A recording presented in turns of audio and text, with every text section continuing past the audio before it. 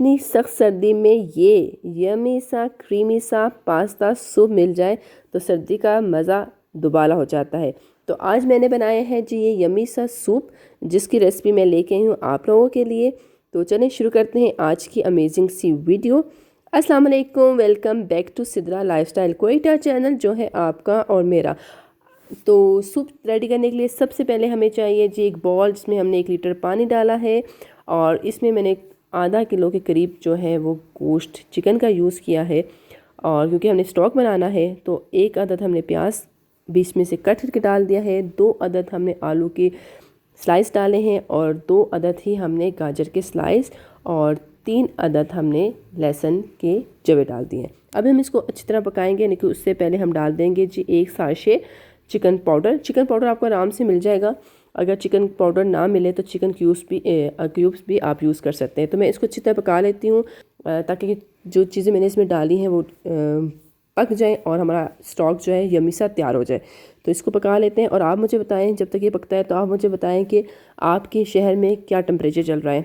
कोयटा में तो माइनस है और सख्ती ठंड है और साथ जो है गैस की बहुत ज़्यादा कमी है, यानी कि गैस नहीं है कोयटा में कुछ इलाकों में, तो बहुत ज़्यादा ठंड लगती है जब गैस ना हो।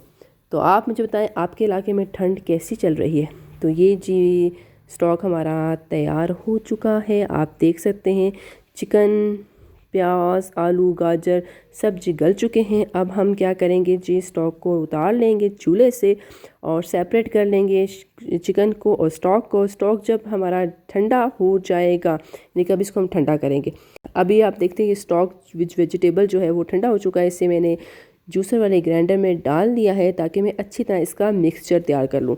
ये जी मिक्सचर तैयार हो चुका है। अब हमने एक और बर्तन लेना है, उसमें हमने मक्खन डालना है 4 टेबलस्पून। आपके पास अगर मक्खन नहीं है तो आप देसी घी यूज़ कर सकते हैं, कुकिंग ऑयल यूज़ कर सकते हैं या घी यूज़ कर सकते हैं।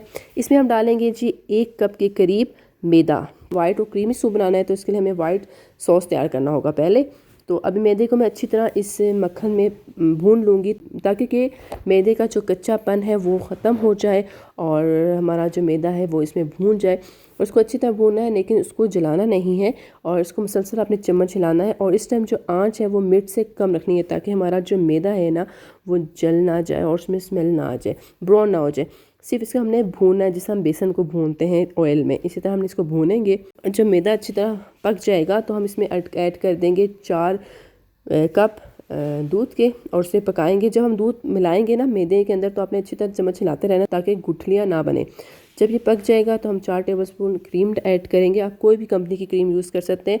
तो 4 टेबलस्पून हम क्रीम ऐड करेंगे। आँच मिर्च से कम रखेंगे और इसमें हम डालेंगे इस टाइम जी चटर चीज़ स्लाइस की हुई। मैं स्लाइस चीज़ डाल रही हूँ, आपके पास कोई भी चीज़ होगी, क्योंकि हमने क्रीमी बनाना है तो उसमें हम ज़रूर उसमें चीज़ ऐड होती है। तो इसमें मैंने चीज़ ऐड की और इसको इतना पकाना है जितना आपको नज़र आ रहा है। बहुत ज़्यादा गाढ़ा नहीं करना और बहुत ज़्यादा पतला नहीं करना। तो हमारा जी वाइट सॉस भी जल्दी से हमने रेडी कर लिया है। और अब हम एक बर्तन में स्टॉक जो हमने ग्राइंड किया था अच्छी तरह वो डाल देंगे और उसमें हम 1 गिलास के करीब पानी ऐड करेंगे। पानी इसलिए ऐड करेंगे ताकि कि हमारा जो स्टॉक है वो दोबारा गर्म हो जाए और पानी इसमें इक्वल रहे। तो अब इसको मैं उबलने रख दूँगी। स्टॉक भी हमारा उबल चुका है। अब हम इसमें डालेंगे पास्ता। आपने जो पास्ता डालना है तो आपने पास्ते को तोड़ के डालना है। तो इस पास्ता डाल देंगे हम तोड़ के, और मैंने एक दरमियाने साइज़ का ही पैकेट लिया था तो तमाम पास्ता जो है वो मैंने इसके अंदर डाल दिया है, लेकिन वो मैंने तोड़ के डाला है। साबुत पास्ता अच्छा नहीं रहता, वो खाया भी नहीं जाता। इसके बाद ये पास्ता डाल देंगे। 1 चम्मच हम ब्लैक पेपर डालेंगे, 1 चम्मच हम वाइट पेपर डालेंगे और 1 चम्मच ही हम नमक डालेंगे और पास्ते को पकने के लिए छोड़ देंगे। और इतना पकाएंगे कि पास्ता गल जाए, पक जाए, अच्छी तरह पक जाए।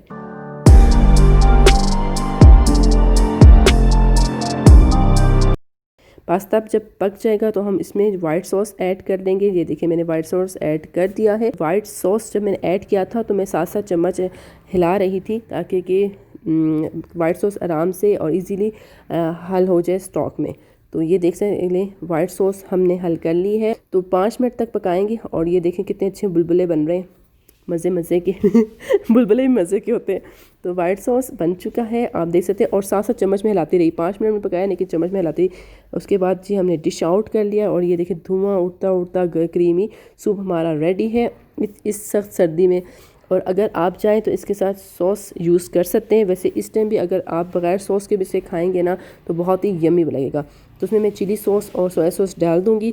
तो आप मुझे बताएं कि ये वीडियो फटाफट वाली कैसी लगी। अच्छी लगी है तो मेक श्योर लाइक, और अपने प्यारों को भी ये यम्मी सूप की रेसिपी भेजना चाहते हैं तो व्हाट्सअप, फेसबुक और ट्विटर पे इसका लिंक शेयर कर दीजिएगा, शेयर के बटन पे जाके। और अगर उन्होंने मेरे चैनल को सब्सक्राइब नहीं किया तो आप उन्हें बोलें ना सब्सक्राइब करें इस चैनल को और बेल आइकन की घंटी प्रेस करें ताकि उन्हें भी मेरी वीडियो पहले मिल जाए, तो वो जल्दी से वो मेरी वीडियो देख सके। नेक्स्ट वीडियो मेरी किस पे होती है वो देखना चाहते हैं तो ज़रूर मेरे चैनल को सब्सक्राइब, बेल आइकन घंटी को क्लिक करें। अल्लाह हाफिज़।